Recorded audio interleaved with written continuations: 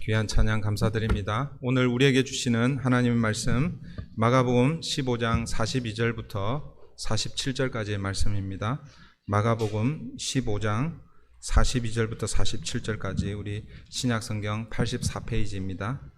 한 절씩 교독하겠습니다. 마가복음 15장 42절입니다. 이날은 준비일 곧 안식일 전날이므로 저물었을 때에 아리마대 사람 요셉이 와서 당돌이 빌라도에게 들어가 예수의 시체를 달라 하니 이 사람은 존경받는 공회원이요 하나님의 나라를 기다리는 자라. 빌라도는 예수께서 벌써 죽었을까 하고 이상히 여겨 백부장을 불러 죽은 지가 오래냐 묻고 백부장에게 알아본 후에 요셉에게 시체를 내주는지라. 요셉이 세마포를 사서 예수를 내려다가 그것으로 싸서 바위 속에 판 무덤에 넣어두고 돌을 굴려 무덤 문에 놓음에 막달라 마리아와 요새의 어머니 마리아가 예수 둔 곳을 보더라. 아멘. 시간 우리 함께 기도하고 말씀을 함께 듣습니다. 오늘도 성령 하나님께서 우리 가운데 임재하여 주셔서 말씀을 전하는 자나 말씀을 듣는 자가 성령 안에 그 말씀을 깨닫고 이해하고 또 붙들고 또 한 주간도 승리하게 해 주시옵소서. 이 시간 우리 함께 기도합니다. 살아계신 주님, 오늘도 우리를 예배의 자리로 불러주셔서 감사합니다. 이 시간 예배의 순서 가운데 말씀 위로부터 주시는 하나님의 말씀 앞에 서 있습니다. 아버지 하나님, 오늘도 선포되어지는 말씀이 인간의 말이 아니라 살아계신 하나님의 말씀으로 전달되게 우리 하나님 함께하여 주시옵소서.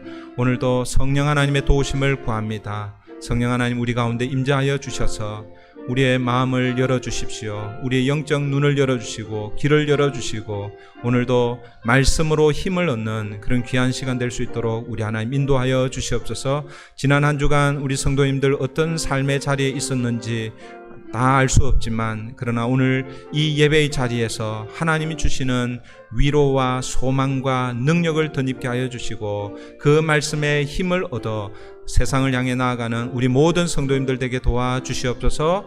감사하며 예수님의 이름으로 기도하옵나이다. 아멘. 오늘은 예수님의 죽음과 장례라는 그런 제목으로 하나님의 말씀을 함께 나누겠습니다. 지난주에 우리는 예수님께서 십자가에 달리시고, 그러니까 2주에 걸쳐서였죠. 두 주에 걸쳐서 예수님께서 십자가에 달리셔서 돌아가시는 그런 장면을 우리가 살펴보았습니다. 예수님께서 오늘 우리 시간으로 몇 시에 십자가에 달리셨냐 하면 금요일 오전 9시에 십자가에 달리셨습니다. 9시에 십자가에 달리시고 정오 12시가 되자 온 땅에 흑암이 가득했습니다. 그 흑암이 약 3시간 지속되었죠. 오후 3시까지 지속되었는데 오후 3시쯤에 마가복음에 의하면 예수님께서 두 말씀을 하셨죠. 엘리 엘리 라마 사박다니, 나의 하나님 어찌하여 나를 버리십니까? 그리고 나서 큰 소리를 지르시고서 그 큰 소리는 어떤 내용인지 소개되고 있지는 않지만 운명하시기 직전에 하신 말씀 테텔레스타이, 다 이루었다라는 그 말씀을 하시고 아버지, 다른 복음서에 하면 아버지 나의 영혼을 받아주십시오 하고 운명하십니다. 그러니까 예수님께서 십자가에 달리셔서 돌아가시는 그 시간이 약 한 6시간 정도 걸렸습니다. 오전 9시에 달리셔서 오후 3시에 돌아가셨죠. 그런데 여러분, 일반적으로 십자가에 달린 제수들, 예수님 당시 예수님만 십자가에 달리신 게 아니라 사실은 그 이전에도 로마 정부에 반역을 하거나 그렇게 했을 사람들이 십자가 처형을 엄청나게 많이 당했습니다. 그러니까 대부분 제수들이요, 그 평균적으로 약 한 2일 내지는 3일 정도 십자가에 그대로 달려 있다고 해요. 그러니까 그냥 십자가에 매달아 놓고 그냥 저절로 죽도록 그렇게 둔다고 그렇게 합니다. 보통 십자가에 달리면 한 2, 3일 정도 그 십자가에서 고통을 받다가 그렇게 숨을 거둡니다. 그런데 여러분, 예수님은 십자가에 달리신 지 6시간 만에 돌아가십니다. 다른 제수들에 비해서 좀 매우 빨리 그렇게 돌아가신다고 이렇게 볼 수 있겠죠. 성경에는 왜 다른 제수들은 보통 2, 3일 정도 그렇게 십자가 위에서 고통을 당하시다가 돌아가시는데 예수님은 왜 9시에 달리셨다가 오후 3시, 한 6시간 정도 그렇게밖에 못 계셨는가. 성경이 자세하게 설명하고 있지는 않지만 여러분, 예수님께서 예루살렘에 올라오신 이후 그 일주일간의 그 행적을 이렇게 돌아보면 왜 예수님이 그렇게 빨리 돌아가셨는가를 우리가 짐작할 수 있을 것입니다. 먼저 예수님께서 예루살렘 올라오시기 전에 갈릴리로부터 출발하셨잖아요. 그죠? 갈릴리에서 예루살렘까지 오는 그 거리가 그냥 아무 일도 안 하시고 그냥 이렇게 오면 한 3박 3일 정도, 3박 4일 정도면 이렇게 올라오실 수 있습니다. 그러나 예수님은 갈릴리에서 예루살렘 올라오는 그 여정이 그래도 조금 길었을 것입니다. 중간중간 사역을 하시고 그렇게 오셨을 거예요. 그러나 여러분, 어쨌든 갈릴리에서 예루살렘으로 오는 것 자체도 뭐예요? 많은 에너지가 소비가 되는 것이죠. 그리고 예루살렘에 도착하셔서 첫날 예루살렘에 입성하시잖아요. 오늘 우리 시간으로 하면 그날이 주일입니다. 일요일 날 예루살렘의 승리의 모습을 가지고 입성하셨죠. 그리고 그 다음 날 월요일부터 무화과 나무를 저주하시고 성전 정화를 하시고, 그리고 화요일부터 성전에서 가르치시고, 수요일에는 예수님의 행적이 조금 묘연합니다. 정확하게 나타나지 않습니다. 목요일 날 예수님이 유월절을 준비하시죠. 그리고 나서 목요일 해 떨어지는 그때부터, 그러니까 우리 시간으로는 아직 목요일이지만 해가 떨어지면 오후 6시부터 금요일이 시작됩니다. 금요일이 시작된다는 것은 유월절 절기가 시작이 되고, 유월절 절기, 유월절 만찬을 예수님께서 제자들과 함께 하시죠. 그리고 요한복음에 의하면 그 유월절 만찬 중에 제자들의 발을 씻기시고, 그리고 제자들의 발을 씻기신 이후에 다락방 강화, 소위 말해서 마지막으로 예수님께서 제자들에게 설교하시는 그 설교의 내용이 요한복음 13장 후반부부터 14, 15, 16장까지 있고, 그 다음 17장에는 제자들과 교회와 앞으로 생겨날 하나님의 나라를 위해서 기도하시는 대제사장적인 기도가 요한복음 17장에 소개가 되고 있습니다. 그리고 18장에 가면, 요한복음 18장에 가면 이제 어디로 가십니까? 감람산으로 가시는 거예요. 그 시간이 어느 정도였는지 정확하게 알 수는 없지만, 그러나 감람산에 가셔서 예수님이 3번 정도 기도하시죠. 거기 보면 1차 기도하시고 2차, 3차 그렇게 기도하시잖아요.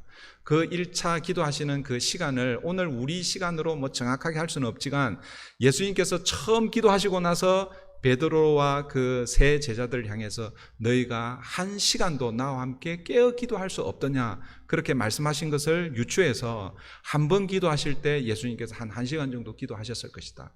그러니까 적어도 그 겟세마네 동산에서 3시간 정도 이 땀이 피와 함께 이렇게 흘리고 하는 그런 애를 써서 기도하시는 예수님의 모습을 우리가 보게 되죠. 그날이 우리 시간으로는 목요일 자정입니다. 그러나 유대인의 시간은 이미 뭐예요? 금요일이 시작된 날이죠. 그리고 자정쯤에 예수님 체포되셔서 우리 마가복음에서는 가야바 대제사장에게 바로 가지만, 그러나 복음서 전체를 이렇게 비교를 해보면 예수님께서 그날 자정에 체포되시고 나서 제일 먼저 안나스 대제사장, 전직 대제사장에 가서 신문을 받으시고, 그리고 가야바에게 와서 또 신문을 받으시고, 그리고 가야바가 사내들인 공회를 열고 예수님 사형 은도를, 그러니까 종교 재판을 통해서 하나님을 모독했다, 신성 모독죄를 적용해서 사형에 은도합니다. 그러나 집행을 할 수 없는 거예요. 그래서 누구에게 데려갑니까? 빌라도에게 데려갑니다. 그런데 빌라도에게 데려가서는 신성 모독죄를 적용시키지 않습니다. 왜 그렇다고 그랬어요? 신성 모독죄는 종교적인 부분이고 그것은 로마가 관여하지 않습니다. 그래서 너희들이 알아서 해라 라고 이렇게 판결을 내릴 수 있기 때문에 예수를 어떻게 송사합니까? 이 예수라는 청년이 유대인의 왕이라고 그렇게 부르짖고 로마의 반역자입니다. 그러니까 로마 황제의 반역죄를 걸어서 그렇게 고소를 하죠. 그런데 빌라도가 예수님을 신문하는 과정에서 자기 관할 구역이 아닌 것을 알고 누구에게 또 보냅니까? 헤롯에게 보내죠. 헤롯의 신문을 받고 다시 빌라도에게 오는 거예요. 그러니까 여러분, 오늘 우리 시간으로는 목요일 자정, 그러나 유대인들에게 있어서는 금요일, 이미 유월절이 시작된 금요일 날 자정에 붙잡히셔서 새벽까지 이리저리 끌려다니면서 신문을 받으셨습니다. 그리고 나서 마지막 최종적으로 십자가형 은도를 받으시고 군인들에게 넘기시죠. 군인들에게 넘겨지셔서 어떻게 되십니까? 심한 매질을 당하시고 모욕을 당하시죠. 여러분 혹시 그 패션 오브 크라이스트 영화를 보신 분들 10수년 전에 나왔던 영화입니다. 예수님의 체포되시고 고난 받으시는 십자가에 달려 돌아가시는 그것만 집중적으로 조명해서 거의 2시간 이상 영화를 만들었어요. 보통 예수님의 영화는 예수님의 일생을 다루는데, 그런데 그 영화는요, 예수님이 순환받는 그 시간만. 그래서 그 영화를 보면요, 이 군인들에게 이 매질 당할 그때 이미 예수님은 어떻습니까? 기진맥진하시죠. 거의 탈진해 있는 그런 상태입니다. 그래서 보통 제수들이 그 십자가에 달릴 때는 자기 십자가를 지고 자기가 이렇게 올라가야 됩니다. 그런데 예수님은 이미 탈진해 계셨기 때문에 누구에게 그것을 이 군인들이 맡기고 있어요? 구레네 사람 시몬에게 예수님의 십자가를 지게 하는 거예요. 그 말은 이미 예수님은 자기 몸도 가눌 수 없는 그런 상태였다라는 것이죠. 그런 예수님께서 오전 9시쯤에 십자가에 달리시는 거예요. 견딜 수가 없는 거죠. 그러니까 보통의 경우는 2, 3일 정도 십자가 위에서 버티는데 예수님은 6시간 만에 그렇게 돌아가시는 것이죠. 오늘 본문은 예수님께서 십자가에서 죽으신 이후 예수님을 장사 지내는 그런 장면이 오늘 본문입니다. 42절을 한번 보십시오. 이날은 준비일 곧 안식일 전날이므로 저물었을 때에 예수님의 장례를 치르는 시간에 대해서 말씀해 주고 있습니다. 여기서 날이 저물었을 때에라고 이렇게 표현하고 있는데 이게 해가 졌다라는 그렇게 이해할 수도 있지만 아직까지 해가 진 건 아니에요. 예수님의 장례가 이때쯤에 이제 일어났다라는 것을 이제 시간적으로 보여주고 있는 거예요. 여러분 유대인의 안식일은 아까도 설명드린 대로 금요일, 그러니까 오늘 우리 시간으로 금요일 날 해 지는 그때부터 안식일이 시작이 됩니다. 그래서 금요일을 안식일 예비일이라고 부르고 해가 딱 떨어지면 그때부터 안식일을 이제 카운트 이제 들어가는 것이죠. 그러니까 이제 대개 오후 6시로 이렇게 보죠. 근데 이제 지금 같이 이렇게 우리 얼마 전에 하지가 지났죠. 그죠?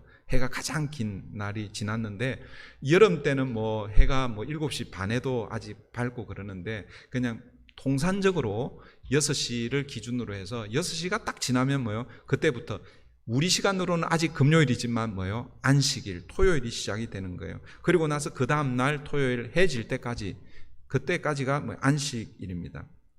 그러니까 지금 예수님이 금요일 오전 9시에 달리셨어요. 3시에 돌아가셨어요. 그러니까 장례를 할 수 있는 시간이 몇 시간 남은 거예요? 한 3시간 정도밖에 남지 않은 거죠. 왜냐하면 여러분 유대인들에게 있어서 안식일에는요 아무 일도 하면 안 되는 거예요. 여행도 하면 안 돼요. 안식일 날 걸어갈 수 있는 거리가 딱 정해져 있습니다. 그 거리 이상 넘어가게 되면 일을 한 게 됩니다. 안식일에는 할 수 있으면요 집에 머물러야 되는 거예요. 장례를 치르는 거 이것도 큰 일이기 때문에 안식일 날 장례를 치를 수가 없습니다. 근데 예수님이 오후 3시에 돌아가셨고 안식일이 시작될 때는 해 질 때 6시인데 안 그러면 이게 큰일 나거든요. 그러니까 사실은 이 예수님의 장례가 얼마나 급박하게 치러졌는지를 우리가 짐작할 수 있습니다. 오늘은 이 예수님의 죽음과 장례와 관련해서 우리에게 주시는 교훈 한 2가지 정도로 그렇게 살펴보려고 하는데요. 첫 번째는 하나님의 말씀은 반드시 성취된다. 반드시 이루어진다. 여러분 이것이 우리가 믿는 하나님의 계시의 말씀입니다. 그죠? 우리는 성경이라고 부르고 이것이 하나님의 말씀이라고 이렇게 믿고 있습니다. 그런데 이 말씀은 반드시 이루어진다라는 것입니다. 예수님의 죽음과 장례와 관련해서도 예수님께서 갑자기 체포되셔서 죽으신 것이 아닙니다. 그리고 예수님이 장례를 치르는데 이 아리마대 요셉의 무덤에 장사가 되는데 우연히 그렇게 되는 게 아니다라는 거예요. 그러니까 원래 여러분 이 로마의 반역죄를 짓게 되면 사실은 장례를 정상적으로 치르지 않습니다. 그냥 죽었는지 확인하고 이 반역죄들은 그냥 이 무덤 구덩이에다가 그냥 버려버립니다. 그런데 예수님은 그렇게 하지 않으신 거죠. 장례를 아주 급박하게이지만 장례를 치르고 있습니다. 43절 45절 한번 보겠습니다. 43절부터 45절입니다. 아리마대 사람 요셉이 와서 당돌이 빌라도에게 들어가 예수의 시체를 달라 하니 이 사람은 존경받는 공회원이요 하나님의 나라를 기다리는 자라. 빌라도는 예수께서 벌써 죽었을까 하고, 왜 이렇게 이야기하는 거예요? 아까 제가 말씀드렸죠. 보통의 경우에는 2, 3일 정도 십자가에 달려 있는데 지금 아리마대 요셉이 와서 예수의 시체를 달라고 하니까 의아한 거예요. 아니 벌써 죽었어? 그런 반응이죠. 그래서 백부장에게 또 군인들에게 불러서 죽었는지 확인하게 하는 거예요. 그렇게 하고 나서 이제 시체를 내어주고 있죠. 예수께서 벌써 죽었을까 하고 이상히 여겨요. 백부장을 불러 죽은 지가 오래냐 묻고 백부장에게 알아본 후에 요셉에게 시체를 내주는지라. 이날의 사건을 우리 사복음서에 다 기록하고 있거든요. 예수님의 이 장례 사건을요. 요한복음을 제가 한번 참고해서 읽어드릴게요. 요한복음 19장 31절부터 34절입니다. 이날은 준비일이라, 그러니까 안식일 준비일이라는 거예요.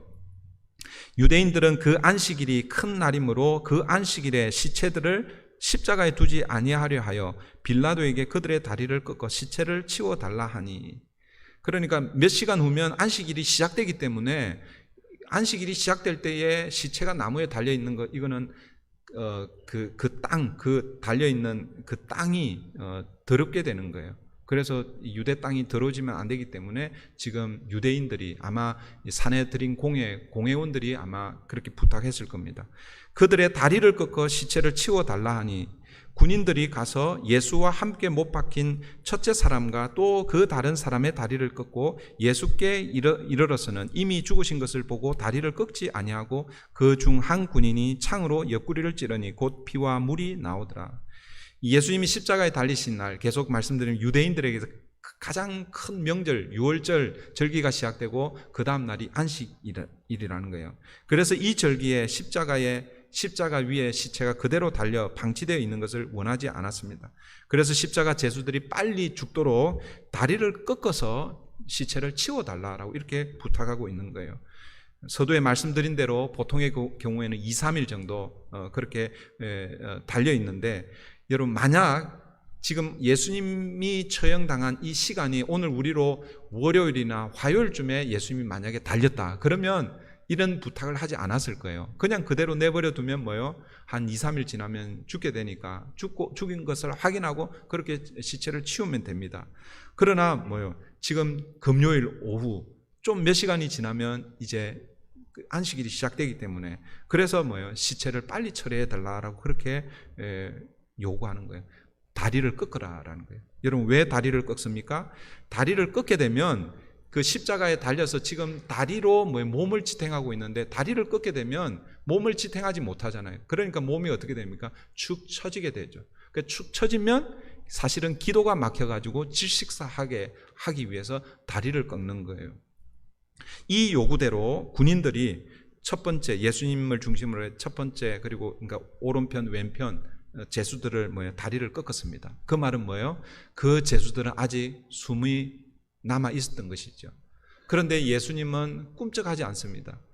죽은 거죠. 돌아가신 것이죠. 그러니까 한 군인이 예수님이 죽으셨는지를 확인하기 위해서 창으로 옆구리를 찔러 본 것입니다. 만약 예수님도 그 시간까지 살아 계셨다면 아마 예수님의 다리도 꺾였을 것입니다. 그러나 여러분 예수님의 다리 뼈는 꺾이지 않았습니다. 왜 그랬을까요?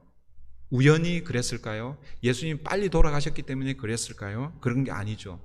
구약의 예언의 말씀 때문이죠. 시편 34편 20절 말씀을 보시면 그의 모든 뼈를 보호하시며 그 중에서 하나도 끊기지 아니하도다.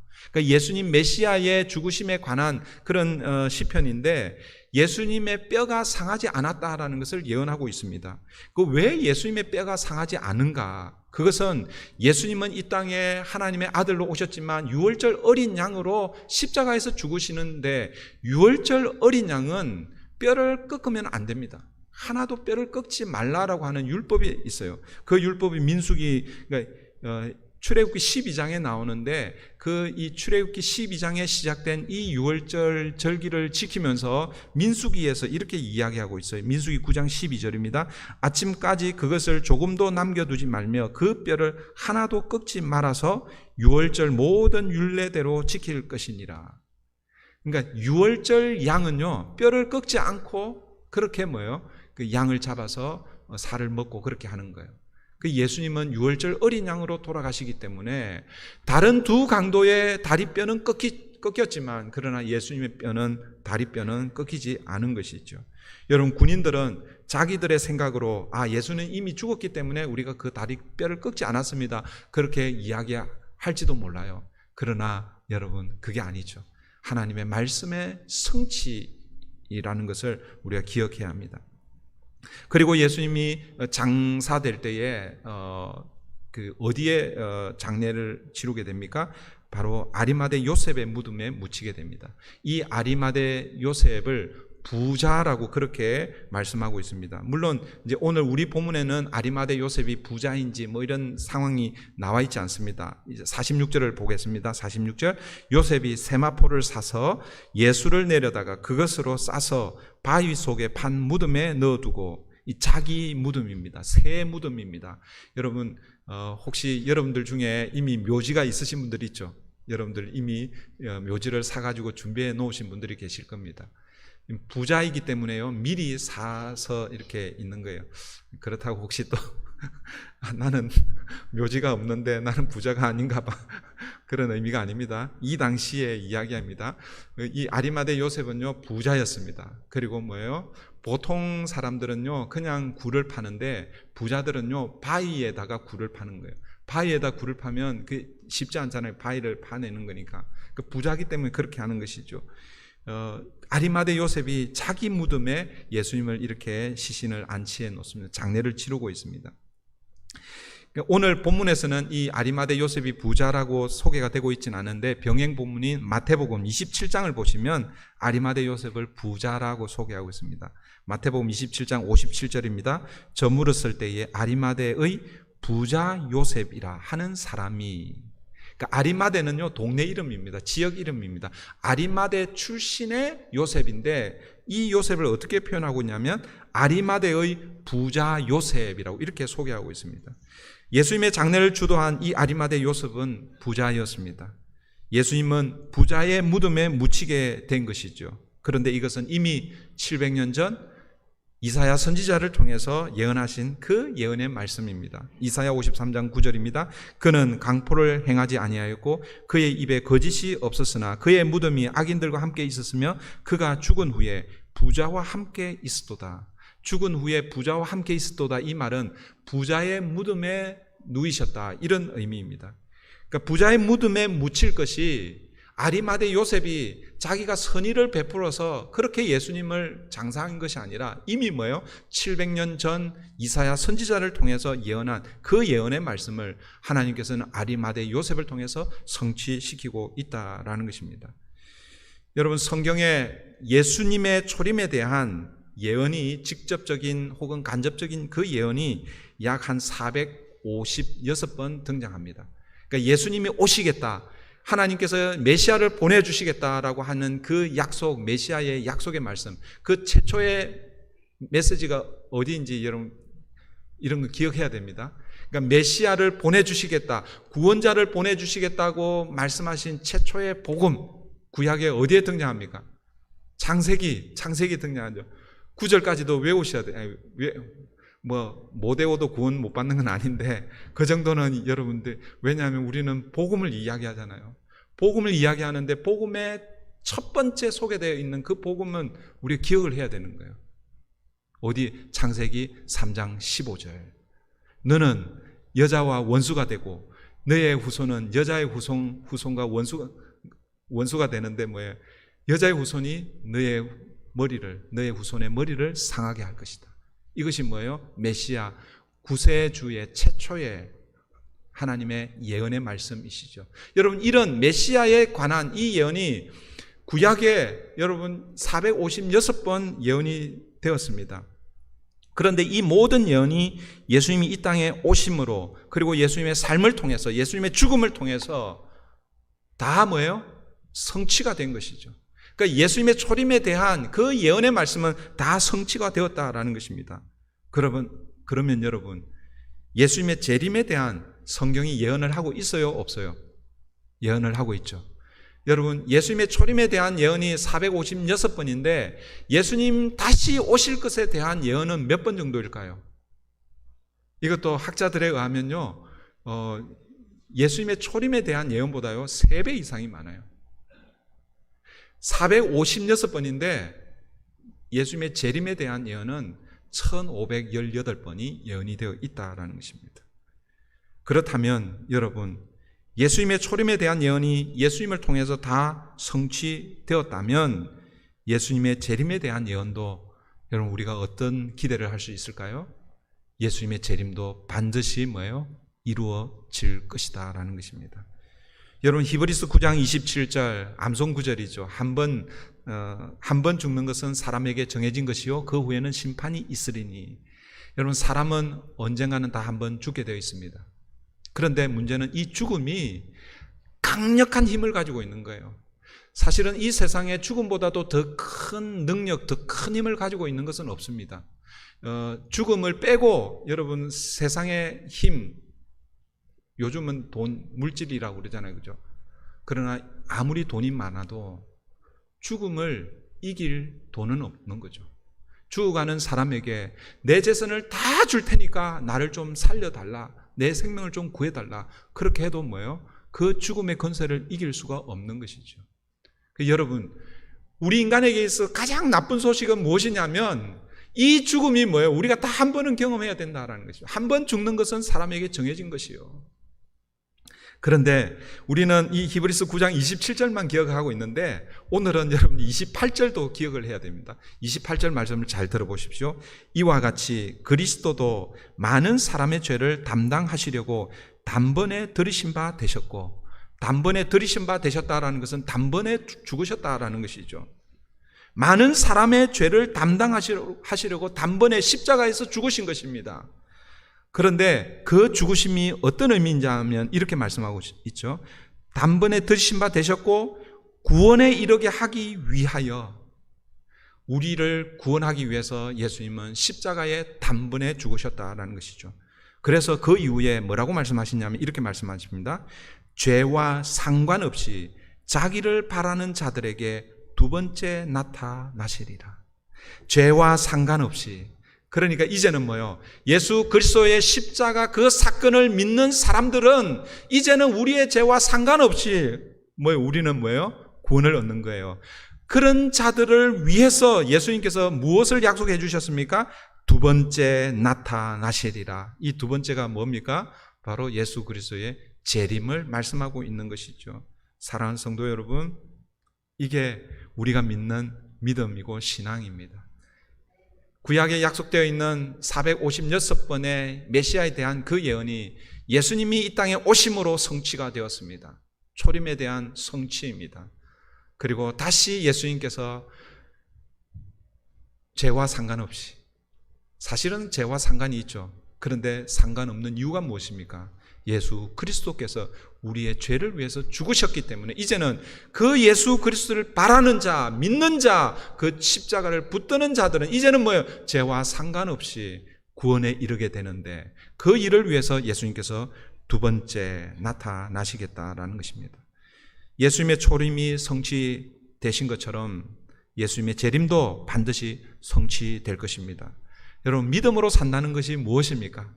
믿음으로 산다는 것은 일요일 되면 교회 나오고 또 예배 드리고 헌금도 하고 기도도 하고 찬송도 하고, 여러분 이게 겉으로 드러나는 믿음으로 사는 것의 모습이지만, 그러나 여러분 믿음으로 산다는 것은 주님의 재림을 기대하고 그 주님의 재림을 준비하며 사는 것이 믿음으로 사는 것입니다. 주님의 재림을 믿습니까? 그런데 혹시 그게 잘 안 믿어지시는 분들도 계실 것입니다. 여러분 이거는 혈과 육으로 도저히 믿을 수 없는 거예요. 그래서 뭐예요? 성령의 능력으로, 성령이 임하셔야 믿어지는 거예요. 믿어지는 거예요. 내가 믿어서 믿는 것이 아니라 이건 믿어져야 돼요. 믿어져야 돼요. 이게 성령이 임해야 됩니다. 2000년 전에 성령이 공식적으로 임했습니다. 그건 공식적으로 임한 거고, 그 다음에 개별적으로 그 성령님께서 여러분 개인에게 임하셔야 하는 것이죠. 예수님의 죽음과 장례를 통해서 깨닫는 두 번째 중요한 교훈은, 첫 번째 여러분 기억하십시오. 뭐예요? 첫 번째는 모든 말씀은, 하나님 말씀은 반드시 이루어진다, 성취된다.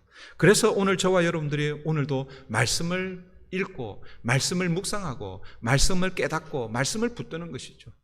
아니 이 말씀이 아무 능력도 없고 성취도 없고 이게 뭐 그냥 거짓이면 우리가 뭘 하고 이 말씀을 붙들겠어요, 그죠? 하나님의 말씀 반드시 성취되기 때문에 우리 오늘도 이 말씀을 붙드는 것입니다. 이것을 기억하십시오. 그 다음에 두 번째, 오늘 주님의 죽음과 장례를 통해서 우리가 기억해야 할 것은 죽음이 가지고 있는 능력이라는 것이죠. 죽음의 능력. 여러분 죽음이 능력입니다. 여러분 이상하죠? 사람들은요 죽음 그러면 실패고 끝이고, 그리고 그 죽음이 내게 다가오면 두려움으로 다가오는데 죽음이 무슨 능력이냐? 여러분 죽음이 능력이기 때문에 죽음이 우리에게 오면 두려운 거예요. 아까도 제가 말씀드렸죠. 돈으로 안 되는 게 없어요, 요즘 이 시대에. 그런데 딱 하나 해결할 수 없는 게 사실은 죽음의 문제이죠. 죽음은 강력한 힘을 가지고 있습니다. 그런데 이 죽음이 어떻게 우리에게 들어왔습니까? 인간의 죄로 말미암아 들어온 거죠. 로마서 5장 12절, 한 사람이 범죄하여 그 범죄의 결과로 죽음이 들어왔는데, 그런데 그것이 모든 사람에게 뭐예요? 적용되었다라는 말씀이 로마서 5장 12절 말씀입니다. 사도 바울이요 로마서 5장 12절 그 말씀을, 창세기 3장에서 일어난 그 사건을 로마서 5장 12절 그 한 말씀으로 딱 요약을 해놓은 거예요. 요약. 그 우리 인간에게 가장 두려운, 가장 강력한 힘을 가지고 있는 이 죽음의 능력이 우리 인간에게 딱 들어와서 우리를 옴싹달싹 못하게 그렇게 만들어 버렸어요. 그런데 이 죽음의 권세를 누가 쥐고 있는 거예요? 사탄이 쥐고 있는 거예요.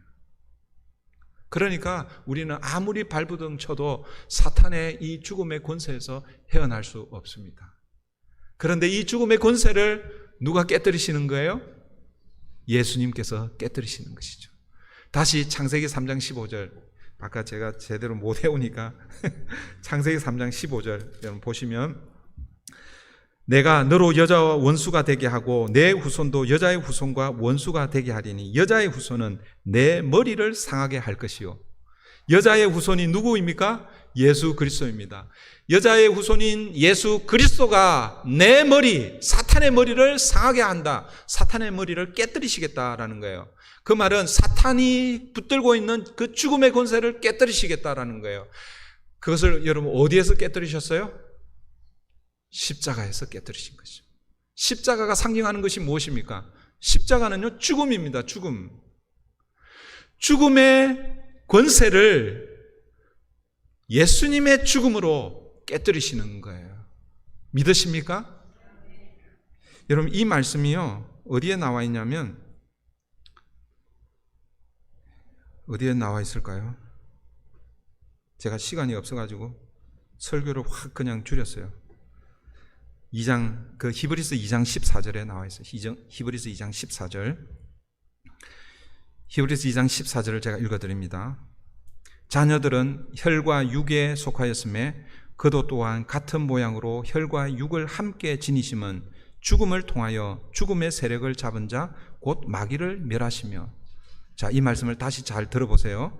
자녀들은 혈과 육에 속하였음에, 여기서 자녀들은 예수 그리스도를 믿는 사람들을 가리킵니다.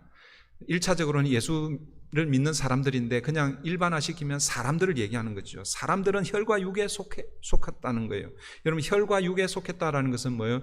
죽는 존재라는 그런 의미입니다. 그런데 또 뭐라고 말씀하시냐면, 그도 또한 같은 모양으로 혈과 육을 함께 지니심은, 이 그도 또한, 그는 누구를 가리키겠어요? 예수 그리스도를 가리키는 것이죠. 예수님도 사람들과 똑같은 혈과 육을 함께 지니셨다라고 말씀합니다. 그러니까 예수님께서도 뭐예요? 우리와 같은 혈과 육을 가지시고 이 땅에 오셨는데 죽을 수 있다라는 것이죠. 아니, 죽을 수 있는 것이 아니라 사실은 뭐예요? 죽기 위해서 예수님께서 이 땅에 오신 것이죠. 그렇게 하신 이유가 무엇입니까? 그렇게 혈과 육을 입고 오신 이유가 무엇입니까? 아니, 혈과 육을 입고 죽으시기 위해서 이 땅에 오신 이유가 무엇인가? 그 다음에 이제 다시 잘 들어보세요. 다시 히브리서 2장 14절. 자녀들은 혈과 육에 속하였음에 그도 또한 같은 모양으로 혈과 육을 함께 지니심은 죽음을 통하여. 이 죽음은 뭐예요? 예수 그리스도의 죽음을 말씀하시는 거예요. 예수 그리스도의 죽음을 통하여 죽음의 세력을 잡은 자 곧 마귀를 멸하시며. 죽음의 세력을 누가 지금 잡고 있습니까? 마귀가 잡고 있는 거예요. 인간이 이 죽음 앞에서 벌벌벌 떨고 있는데, 죽음보다도 더 큰 능력이 없는데 이 죽음의 능력을 누가 붙들고 있다고요? 마귀가 붙들고 있는 거예요. 언제부터 붙들고 있는 거예요? 창세기 3장부터 붙들고 있는 거예요. 왜요? 인간이 죄를 범함으로. 그때부터 그 죽음의 엄청난 능력을 사탄이 붙들고 예수님이 오실 때까지 계속해서 역사하고 있었던 것이죠. 그래서 뭐예요? 사람들이 이 죽음의 권세 아래에서 죽음 앞에 서면 뭐예요? 다 벌벌벌 떠는 것이죠. 그런데 예수님께서 혈과 육을 함께 지니심은 예수 그리스도의 죽음을 통하여 죽음의 세력을 잡은 자 곧 마귀를 멸하시며. 예수님의 죽음이 마귀가 붙들고 있는 그 죽음의 권세를 뭐예요? 깨뜨리시는 거예요. 창세기 3장 15절에 예언되어 있던 여자의 후손이 내 머리를 상하게 할 것이고, 그것이 어디에서 지금 일어나고 있는 거예요? 골고다 십자가 위에서 일어나고 있는 것입니다. 그리고 그것으로 끝이 아닙니다. 죽음의 세력을 잡고 있는 이 마귀를 멸하시고 결국 하시는 일이 무엇인가? 그게 히브리서 2장 14절, 금방 14절 읽었는데 15절 이어지는 말씀. 또 죽기를 무서워함으로 한평생 매어 종로로 타는 모든 자들. 이게 누구입니까? 사탄의 권세, 죽음의 권세에 사로잡혀 평생 그 죽음의 종로를 하는 그 모든 자들을 놓아주려 하심이니. 이해가 되시죠? 예수 그리스도의 그 십자가의 죽음은요, 사탄이 붙들고 있는 그 죽음의 능력을 깨뜨리시고, 그래서 그 전까지는 다 뭐예요? 사탄이 가지고 있는 그 죽음의 권세 아래에서 다 종로를 하면서 죽음 앞에서 다 벌벌벌 떨며 그렇게 살아오는 그 자들을 뭐예요? 해방시켜 놓아주려 함이라. 자유케 합니다. 이것이 뭐예요? 예수 그리스도의 십자가의 죽음의 의미입니다. 예수 그리스도의 죽음의 능력인 것이죠. 그러므로 예수님의 죽음으로 속량을 받은 사람들은 이 죽음의 종로로에서 이제는 벗어나서 생명의 반응을 하게 되는 것입니다. 그 생명의 반응, 예수 그리스도의 죽음 앞에 그 생명의 반응을 한 첫 번째 사람이 누구라는 것입니까? 바로 아리마대 요셉이라는 것이죠. 다시 제가 이게 설교를 스킵하려고 하다가 다시 앞으로 돌아갔어요. 다시 조금 더 하겠습니다. 여러분, 아리마대 요셉. 여러분, 우리 성경에서요, 아리마대 이 요셉은요, 오늘 이 본문에서 처음 등장하는 거예요. 처음.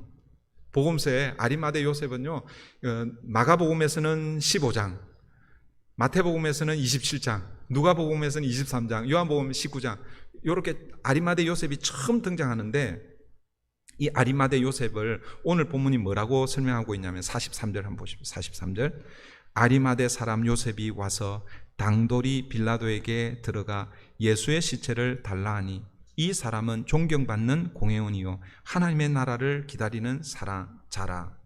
아리마대 요셉이 빌라도에게 가서 예수님의 시체를 요구합니다. 그 요구를 이렇게 표현하고 있죠. 당돌이 요구했다 이렇게 표현하고 있죠. 이 당돌이 왜 이 당돌이라는 이 단어를 쓰고 있을까? 영어로는요 boldly, 그러니까 담대하게, 이 용기 있는 뭐 이런 뜻인데, 그런데 여러분 지금 아리마대 요셉이 빌라도는 총독입니다, 그죠? 그런데 여러분 아무리 사내들인 공회원 회원이라고 하더라도 개인이 가서 예수의 시체, 예수는요 반역죄로 지금 죽었는데 예수의 시체를 달라고 하는 게 이게 쉬운 일이 아닙니다. 그래서 뭐예요? 담대하게 혹은 당돌이 이렇게 표현하고 있는 거예요. 그런데 여러분 왜 이 아리마대 요셉의 이 행동이 이 용기 있는 행동이냐라는 거예요. 그 이유가 이제 아리마대 요셉을 우리가 좀 더 살펴보아야 됩니다. 여러분 아리마대 요셉, 아까 제가 말씀드렸죠. 복음서에 이 장면에서 처음 등장합니다. 오늘 본문 다시 43절 보면 그 43절에서는 존경받는 공회원이며 하나님의 나라를 기다리는 자라고 이렇게 표현하고 있습니다. 여기서 존경받는 공회원이라는 것은 사내들인 공회의 의원이다, 회원이다라는 그런 뜻입니다. 사내들인 공회는요 70명으로 구성이 되어 있어요. 70명인데 아마 대제사장이 뭐 소위 말해서 위원장 정도에 그래갖고 70명인 보통 71명이라고 이렇게 이야기하기도 하는데, 어쨌든 하나님의 나라를 기다리는 자라는 이 표현은요 사실은 유대인들이 다 하나님의 나라를 기다렸습니다. 유대인들이 메시아를 기다렸다 그랬잖아요, 그죠? 메시아를 기다린다는 것은 결국 뭐예요? 이스라엘 나라를 회복할 자를 기다리는 것이고, 이스라엘 나라는 하나님 나라와 같은 그런 개념이에요. 그러니까 사실은 하나님의 나라를 기다린 사람들은 사실은 유대인들이 다 하나님 나라를 기다렸어요. 요한복음 3장에 보면 니고데모가 나오잖아요, 그죠? 니고데모도 예수님께 와서 뭐가 궁금해서 왔다고 그랬어요? 제가 질문을 하고는 있지 않지만 예수님께 와가지고 이런저런 얘기하는데 예수님이 그냥 전곡을 찌르잖아요. 하나님의 나라는 뭐예요? 그러니까 내가 거듭나지 아니하면 하나님 나라를 볼 수 없다 이렇게 말씀하셨잖아요. 왜 느닷없이 예수님이 그렇게 말씀하셨겠어요? 니고데모가 지금 뭔가 궁금점을 가지고 지금 예수님께 왔는데 질문을 하지 않고 이런저런 얘기를 하고 있으니까 예수님이 딱 얘기하는 거예요. 그러니까 유대인들, 특별히 율법을 알고 있는 사람들은 다 하나님 나라를 기다리는 사람들입니다. 근데 어쨌든 이 오늘 본문 우리 마가복음에서는 존경받는 공회원, 하나님 나라를 기다리는 자라 이렇게 표현되어 있고, 마태복음 27장 57절에 보면요, 아까 읽었던 말씀인데 다시 한번 더 읽어드립니다. 저물었을 때에 아리마대의 부자 요셉이라 하는 사람이 왔으니 그도 예수의 제자라. 처음으로 예수의 제자라고 소개하고 있습니다. 아리마대 요셉을. 그리고 누가복음 23장 50절 51절 공회 의원으로 선하고 의로운 요셉이라 하는 사람이 있으니 그들의 결의와 행사에 찬성하지 아니한 자라. 그들의 결의는 사내들인 공회가 예수를 죽이기로 결정할 때 그때 뭐예요? 반대표를 던졌다 이런 뜻이죠. 그런 사람입니다. 그러니까 여러분 아리마대 요셉을 이 복음서를 내용으로 이렇게 종합해 보면 아리마대 요셉은 먼저 예수를 믿는 자고 하나님의 나라를 기다리는 자, 예수님의 제자입니다. 그런데 또 한편으로는 뭐예요? 사내들인 공회 의원이고 사람들에게 존경을 받고 부자고 그런 사람이에요. 그런데 여러분 예수님 당시에 이 두 포지션 이게 서로 병합하는 게 쉽지가 않습니다.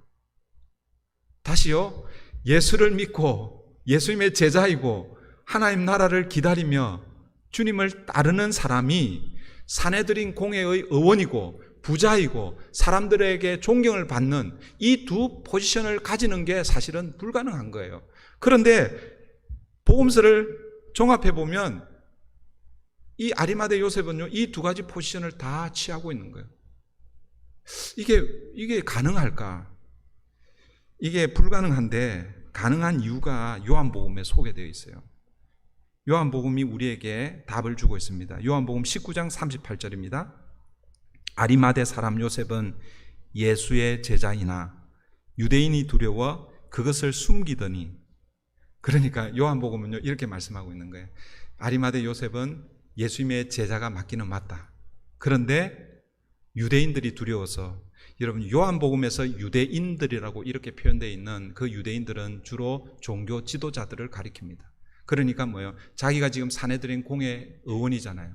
그러니까 누가 두려운 거예요? 사내들인 공회 의원들이 두려운 거예요. 그래서 뭐예요? 자기가 예수님의 제자인 것을 숨기고 있는 거예요.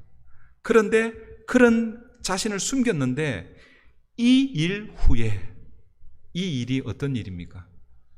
예수 그리스도의 십자가의 죽음, 그 죽음을 목격한 후에 빌라도에게 예수의 시체를 가져가기를 구하며 빌라도가 허락하는지라 이에 가서 예수의 시체를 가져가니라. 여러분, 아리마대 요셉은 예수의 제자였지만 그 사실을 숨기면서 한편으로는 예수님의 제자이지만 또 한편으로는 뭐예요? 사내들인 공회원으로 사람들에게 존경을 받고 부자면서 그렇게 살고 있었습니다. 이게 안 되는데 그렇게 한 거예요. 어쩌면 먼저 사내들인 공회 회원이었을 거예요. 그런데 후에 예수님의 소문을 듣고, 그리고 또 예수님을 만났는지 몰라요. 니고데모처럼. 그리고 뭐예요? 예수님의 제자가 된 거예요. 근데 예수님의 제자가 되고 나니까 자기가 가지고 있는 이 기득권들을 다 버려야 되는데, 그런데 그렇게 할 수 없는 거예요. 그래서 어떻게 하는 거예요? 숨기고 있는 거예요. 그런데 숨기고 있는 그때에 무엇을 경험합니까? 예수 그리스도의 죽음을 경험하는 거예요. 만약 여러분 같으면 어떻게 하시겠습니까? 지금까지 내가 예수님의 제자인 것을 숨겨왔습니다. 그런데 예수님이 죽어버렸네? 그러면 여러분들이 말하지 않으면 여러분들이 과거에 예수님의 제자였는지 아니었는지 아무도 알 사람이 없는 거예요. 그러면 그냥 지나가 버리면 여전히 뭐예요? 나는 사내들인 공회 회원으로, 부자로 사람들의 존경을 받으면서 그냥 살면 되는 거예요. 그런데 여러분, 이 일 후에, 예수님의 십자가 죽음 이후에 당돌이 누구에 갑니까? 빌라도에 가는 거예요. 거기에서 뭐예요? 이제는 공개적으로, 공식적으로 자기가 예수의 제자인 것을 뭐예요? 드러내고 있는 것입니다. 무엇이 아리마대 요셉을 이렇게 변화시켰습니까? 여러분 잘 기억하십시오. 예수님의 부활이 아닙니다. 지금 예수님 부활하기 전이잖아요. 그죠? 무엇이 아리마대 요셉을 이렇게 변화시켰습니까? 예수님의 죽음입니다. 이 일 후에. 여러분, 그래서 예수님의 죽음은 능력입니다. 죽음이 모든 사람들을 두렵게 하는 사탄의 손에 붙잡혀서 사람들을 옴삭달싹 못하게 하는 그 부정적인 능력을 가지고 있다고 하면, 예수님의 죽음은 그 죽음에서 자유케 하며 생명을 불어다 주는 죽음의 능력인 것이죠. 그래서 오늘 저와 여러분이 붙들어야 하는 게 뭐라는 거예요? 오늘도 우리가 붙들어야 하는 것은 바로 예수님의 십자가인 것이죠. 왜요? 예수 그리스도의 그 십자가, 그 십자가의 죽음이 사탄이 붙들고 있는 죽음의 권세를 깨뜨리기 때문에 그렇다라는 것이죠. 그 전까지는 벌벌 두려워서 벌벌벌 떨었던 이 아리마대 요셉, 그런데 예수님의 죽음을 경험하자, 그걸 오늘 우리에게 적용하면 예수 그리스도의 십자가를 경험하자, 이제는 뭐예요? 내가 당당하게 예수의 제자로 살게 되는 것입니다. 여러분, 예수의 제자로 살고 싶습니까? 그러면 십자가를 부끄러워해서는 안 되는 것입니다. 예수 믿는 것을 부끄러워해서는 안 되는 것입니다. 여러분, 혹시 일반 식당에 가가지고 기도하고 뭐 이렇게 하는 게 부끄럽습니까? 하도 예수 믿는 사람들이 그냥 욕을 너무 많이 먹으니까 그래서 부끄러울 수는 있지만, 그러나 여러분, 물론 뭐 제가 큰 소리로 그렇게 기도하라 이런 건 아니고, 여러분, 나는 예수 믿는 사람입니다 라는 것을 여러분 공개적으로, 여러분 당돌하게 담대히 그렇게 드러낼 때에 예수 그리스도 십자가 능력이 우리에게 오는 줄 믿습니다. 오늘도 그 십자가 능력 붙들고 이 땅을 사는 저와 여러분 되기를 바랍니다. 이 시간 우리 함께 기도하십시다. 두 가지 놓고 기도하십시다. 첫 번째, 오늘 말씀을 기억하면서 하나님의 말씀은 반드시 성취됩니다. 그래서 오늘 우리는 오늘도 말씀을 읽고 묵상하고 그 말씀을 붙드는 것이죠. 그 말씀의 핵심은 바로 예수 그리스도 십자가입니다. 예수 그리스도 십자가 붙들 때에 하나님의 말씀의 능력이 우리에게 다가오는 줄 믿습니다. 오늘 이 아리마대 요셉처럼 그 이전까지는 예수의 제자인 것을 숨기며 살았는데, 그런데 십자가를 경험하고 나서, 예수의 죽음을 경험하고 나서 내가 예수님의 제자입니다. 예수의 시체를 내게 주십시오. 내가 장례를 치르겠습니다. 담대하게 그렇게 그의 삶을 살았던 것처럼 하나님, 오늘 우리도 세상 가운데서 내가 예수의 제자인 것을 드러내놓고 하나님의 말씀을 붙들고 십자가의 능력으로 이 땅을 사는 우리 모든 성도님들 되게 해달라고 이 시간 함께 기도하십시다.